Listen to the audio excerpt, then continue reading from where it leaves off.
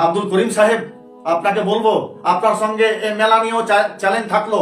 কতদিন, যতদিন আপনি বাঁচবেন, কিয়ামত পর্যন্ত চ্যালেঞ্জ থাকলো। হাদিস কোরআন দিয়ে আপনি এই রূপ দোকান পাশাকে মেলা সাব্যস্ত করে দেন। আসসালামু আলাইকুম ওয়া রাহমাতুল্লাহি ওয়া বারাকাতুহু। প্রিয় শ্রোতাগণ, আশা করি সবাই ভালো আছেন। আজকে আমি আপনাদের সামনে একটি কথা নিয়ে দাঁড় হলাম। সেই কথাটা হলো মেলা। যে মেলা নিয়ে মৌলানা আব্দুল করিম মুর্শিদাবাদীর সঙ্গে আমার তর্ক বিতর্ক হয়েছে। কতগুলো মেলা বসেছে, জিলাপি ফলমূল বিক্রি করছে, এগুলো কি বসা বা বিক্রি করা খাওয়া হারাম? মেলা যায় আপনি কি আচ্ছা, মেলা কাকে বলে? ওকে আমি ঢুকেছিলাম যে মেলা কাকে বলে। প্রথমে মেলার শব্দের অর্থটা শুনেলেন। এই মেলা শব্দটা আছে উর্দু জাদিদ, নাম হলো ফিরোজুল লুগাত, পৃষ্ঠা নম্বর 670। এই পৃষ্ঠা নম্বরে আপনারা দেখবেন মেলার অর্থ হলো शेर व तमाशा। किसी पीर मुर्शिद या किसी की जियारत के लिए दिन तारीख को मुतय्यन करके इकट्ठा होना। और তামাশা जो বলা হয়েছে তামাশা, এর অর্থ হলো কোন এক জায়গায় মানুষ নির্ধারিত তারিখে, মোতায়েন তারিখে ওই এক জায়গাতে একত্রিত হয়ে, জমা হয়ে ঠাট্টা মজাক করা, নাটক করা, ডিজে ওগারা সাউন্ড নিয়ে যে নাচ গান করা, ওয়াকে বলা হয় মেলা। আমরা যে জালসা করেছিলাম সেই জালসাতে এগুলো কিছু ছিল কি? কিছুই ছিল না। জালসা হয়েছে, জনগণ 2-4-5 কিলোমিটার দূর থেকে এসেছে, এই গাঁও থেকে এসেছে। এবারে কেউ যদি কোনো কুটুমের বাড়িতে কোনো খানা খেলো, তবুও 7 ঘন্টা 8 ঘন্টা বসে থাকা মানুষটা হয়তো চা খেতে যেতে পারে, পেচ্ছাপ পায়খানা যেতে পারে, বা কোনো ঢোলন আসলে কিছু খেয়ে দিয়ে আসতে পারে। ওই কারণে ফলমূল, সেব, সিঙ্গড়া, কচুরি বা কোনো চায়ের দোকানে বিস্কুট টিস্কুট খেয়ে যদি আসে, ওই দোকানটার তো প্রয়োজন আছে। ওই প্রয়োজনীয় জিনিসগুলো বিক্রি করা আর খাওয়া কি হারাম? এটাই আমি বলেছিলাম। এটাকে আমরা মেলা বলবো না, আপনিও বলিয়েন না। মেলা তো ওটাই যেটা কোরআনে উল্লেখ আছে।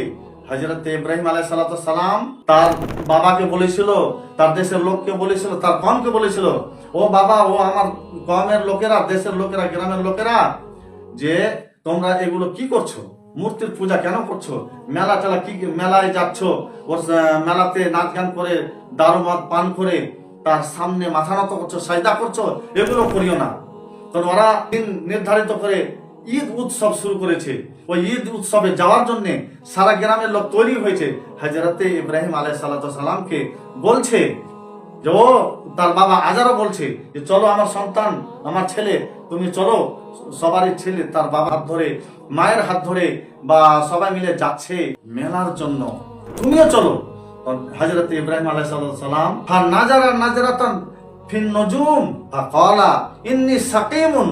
হযরত ইব্রাহিম আলাইহিস সালাম আসমানের দিকে দেখলেন, তারকার দিকে দেখলেন একটা বাহানা করার জন্য, আর বলে দিলেন যে ইন্নী সাকিমুন, আমি অসুস্থ আছি, আমি দুর্বল, বেমার আছি। আসলে বেমারের শব্দ হলো, আলফাজ হলো, আরবি হলো মারিজুন। ইন্নী মারিজুন বলতে পারতো, কিন্তু বলে দিল ইন্নী সাকিমুন। এখানে বিশ্লেষণ আরো আছে। আমি কিন্তু প্রমাণ করতে চাইছি যে মেলা কাকে বলে। যে তোমরা যে এই একত্রিত জায়গায় যাচ্ছ, মেলায় যাচ্ছ, সেই জায়গাতে আল্লাহ ছাড়া অন্য কোনো মূর্তির পুজো পাঠ হয়, তাদের সামনে খানা রাখো, সেই কাজ আমি করব না, আমি যাব না। বন্ধুগণ, এতে থেকে কি বোঝা গেল যে মেলা কাকে বলে? মেলা কাকে বলে? আর যদি আপনি দোকান পাশা, সে কোনো খাওয়ার দোকানকে মেলা বলেন, তো আর দলিল দেন। হাজার হাজার হাদিস পড়ে আছে নবী সাল্লাল্লাহু আলাইহি সাল্লামের। 30 পারা কোরআন আপনার সামনে রাখা ছিল, আপনার কে মুখস্থ নেই? আপনি শ্রোতাদের, জনগণ, কেউ পড়াশোনা আছে, কেউ নাই, তাদেরকে জিজ্ঞাসা করছেন এগুলো কি? মেলা নয়। ওরা সাপোর্ট করছে মেলা, আপনি ওদের সাপোর্ট কেন নিবেন? আপনি কোরআনের সাপোর্ট নেন, আপনি হাদিসের সাপোর্ট নেন, নিয়ে ওয়াজ তাকরীর করেন। আপনি আলেম, আমিও আলেম। আপনার শ্রদ্ধা যদি না হতো তাহলে আপনি প্রতিবাদ করতেন, সোশ্যাল মিডিয়া কিছু বানিয়ে ছাড়তেন। ভাই আমার, বন্ধু আমার, আব্দুল করিম সাহেব, আপনাকে বলবো, আপনার সঙ্গে এই মেলা নিয়েও চ্যালেঞ্জ থাকলো। কতদিন, যতদিন আপনি বাঁচবেন, কিয়ামত পর্যন্ত চ্যালেঞ্জ থাকলো। হাদিস কোরআন দিয়ে আপনি এই রূপ দোকান পাশাকে মেলা সাব্যস্ত করে দেন, তাহলে আপনাকে মেনে নেব। হাদিস কোরআন দিয়ে যদি আপনি প্রমাণ করতে পারেন আমি এলান করব যে বিখ্যাত আলেম আব্দুল কারিম খুব সুন্দর বক্তব্য দিচ্ছেন, আমিও সাপোর্ট করব, এলান করবো, আমি জালসা করব, আপনাকে ডাকবো, কিন্তু প্রমাণ করতে হবে মেলা কাকে বলে।